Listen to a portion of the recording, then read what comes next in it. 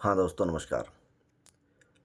हरियाणा में इलेक्शन हो गए हैं और बीजेपी जीत चुकी है और उनके मुख्यमंत्री ने शपथ ले ली है और उनका काम सही दिशा में जा रहा है, जैसा एक पार्टी के रूप तौर पे। लेकिन कांग्रेस में अभी एक पेंच फंसा हुआ है और वो पेंच क्या है? पेंच ये है कि जो विधानसभा में नेता प्रतिपक्ष किसे बनाया जाए। ठीक है भाई, एक सदन का नेता होता है, चलो वो सीएम साहब हो गए, लेकिन जो विपक्ष का नेता होता है वो भी बहुत ही इम्पोर्टेंट पोस्ट होती है।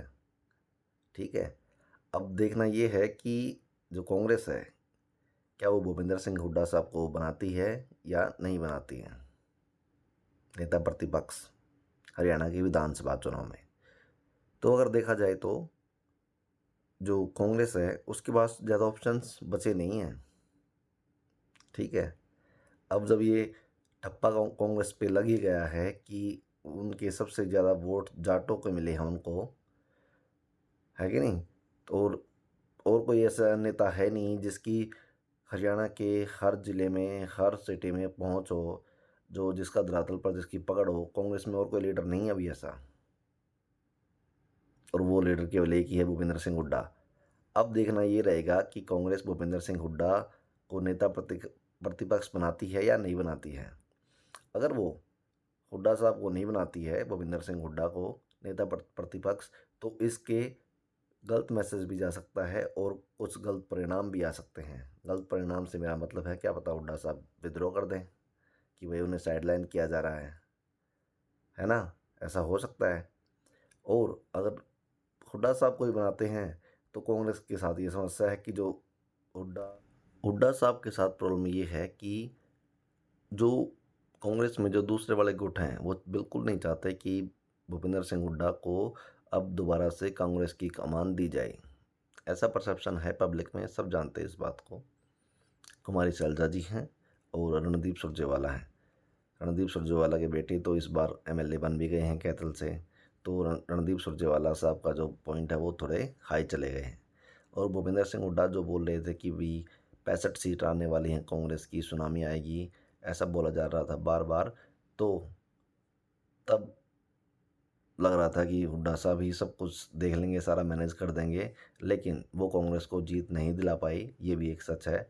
और उसका नतीजा ये होगा कि हुड्डा साहब के नंबर तो अप डाउन होंगे कहीं ना कहीं, तो है ना। राहुल गांधी की जो गुड बुक्स होती हैं उनमें भूपेंद्र सिंह हुड्डा साहब का जो पॉइंट्स होंगे वो कम हो गए होंगे। अब जब ऐसा चल रहा है तो हुड्डा साहब अपने आप को तो प्रोजेक्ट करेंगे भाई। थोड़े दिन पहले उन्होंने सब एमएलएज की मीटिंग भी बुलाई थी, कहाँ पे? दिल्ली में। फिर अब देखना ये रहेगा कि हुड्डा साहब मना पाते हैं या नहीं मना पाते हैं।